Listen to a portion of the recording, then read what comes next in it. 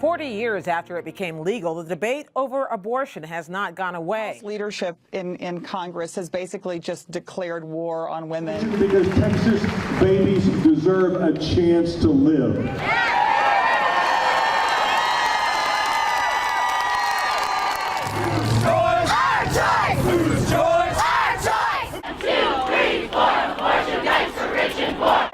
You're going to stand before Almighty God for murder, young lady.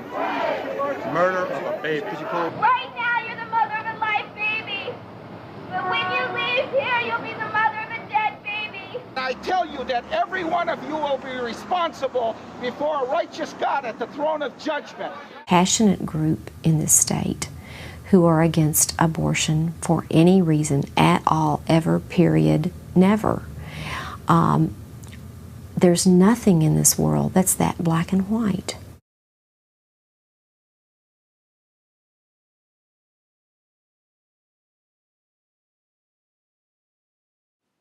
Given modern circumstances, abortion's history is a bit ironic. In the early years of the United States, common law allowed abortion before quickening, when the baby starts kicking, which happens after about 4 months. Then, in the mid-1800s, it was doctors who led the charge to end abortion. Their arguments focused not only on protecting unborn children, but also on safeguarding women from dangerous, primitive procedures. By the end of the century, abortion was illegal in every state. Of course, at the time these laws were written, not only was medicine underdeveloped, but there was no such thing as a right to privacy. Almost 100 years after the drive to end abortion, much had changed, but those same laws applied to 46 states. By the mid-20th century, abortion procedures, when performed in licensed facilities, had advanced to be nearly as safe as childbirth. At that point, it was illegal surgeries that presented the threat to women's health. I went to medical school in New York City in the 50s when abortions were illegal, and every day the city hospital that my medical school staffed would have 20 or 30 women come in infected, bleeding, and dying from abortions that they had induced themselves. One I can think of was a classmate of mine who had an abortion that was done actually by her mom. And she started to hemorrhage, and the mother could not stop her from bleeding. She brought her in here, and she died. I thought, there must be another way. It's got to be another way.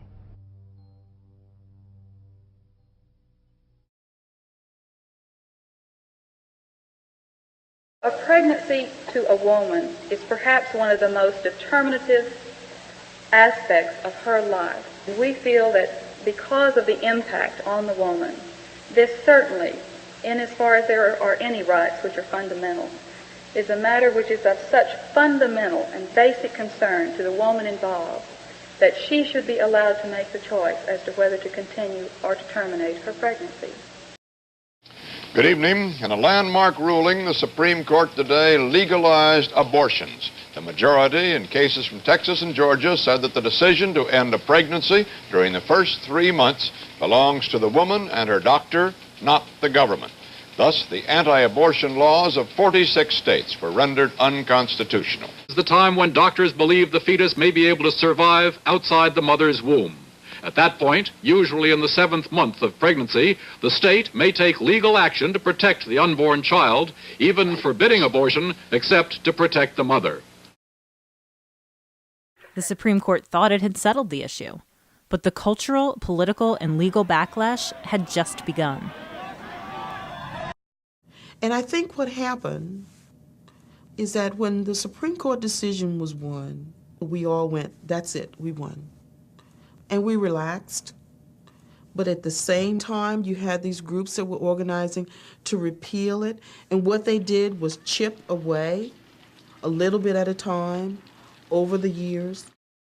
States could now restrict abortion rights on a case-by-case basis.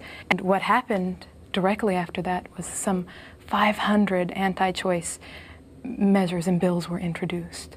So one of the things the court said in Casey was this notion that the state can impose an undue burden on a woman's right to make this choice, And it said that if a law had the effect or the intent, right, of creating such a burden, that it would be unconstitutional. And what you've seen, particularly in the last few years, is lots and lots of states passing all kinds of different laws where it's clear, sometimes from the mouths of legislators themselves, that the intent is to create an undue burden.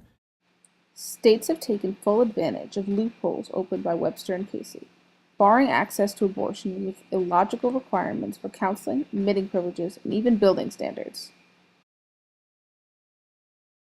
No American state, not even the state of Mississippi, is allowed to just ban abortion. Abortion is a federally constitutionally protected right.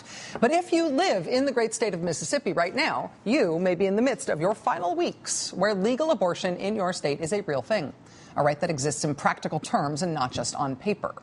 There's only one clinic left in the entire state that does abortions. And last year, Republicans in Mississippi figured out how to regulate that abortion clinic right out of existence. They passed a new regulation targeting the only abortion provider in the state, regulations they knew the clinic could not meet. They couldn't ban abortion in the state overtly, but they knew that would be the effect of these new regulations. We have literally stopped abortion in the state of Mississippi. The only clinic that in fact 3 blocks from the Capitol sits the only abortion clinic in the state of Mississippi. A bill was drafted that said if you would perform an abortion in the state of Mississippi, you must be a certified OBGYN and you must have admitted privileges to a hospital. Anybody here in the medical field knows how hard it is to get admitted privileges to a hospital. They do know how hard it is to get admitting privileges to a hospital, especially if you're an abortion provider. A few hospitals in Mississippi would not even allow the doctors from the state's only clinic to apply for admitting privileges. Hospitals that did agree to accept the applications cited their policies about abortion in denying admitting privileges to those doctors. The thing about admitting privileges is that they're completely unnecessary. Under federal law, hospitals are mandated to treat anyone who comes in with an emergency condition, whether or not that patient's personal doctor has admitting privileges. We turn now to a new law that could force many of Virginia's abortion clinics to shut down. Passed last month after a long fight against it, the so-called Targeted Regulation of Abortion Providers, or TRAP law, requires clinics that provide abortions to meet the same building standards as hospitals. This includes specific requirements for the width of hallways and doorways, the size of operating rooms, the numbers of parking spots, even the size of the janitor's closets and types of water fountains. Basically, we're going to have to knock down walls. We're going to have to insert very expensive sinks in certain locations. Things that just are really, really unnecessary considering how long we've been providing safe abortion access in Virginia. For the Republicans who are driving this bill, what do you think it's about? I mean, they claim that it's about protecting women's health. They do, and I think that sounds, I think that makes a pretty good sound bite, but I don't believe that it is about protecting women's health. I'm not giving my patients misinformation. And if everyone gets that kind of conviction and we get people to wake up and see what's going on and how government is intruding into women's lives and doctors' lives, maybe something can be done in this country.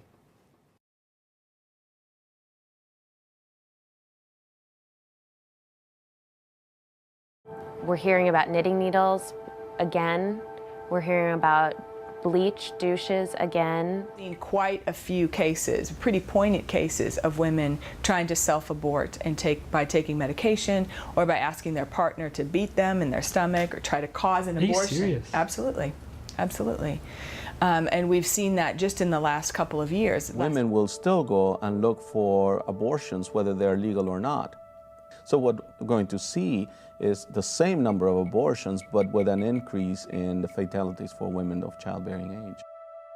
It's incredible to me that at this time in the United States of America, we are talking about going so far back, basically repealing women's rights in a way that is just unthinkable.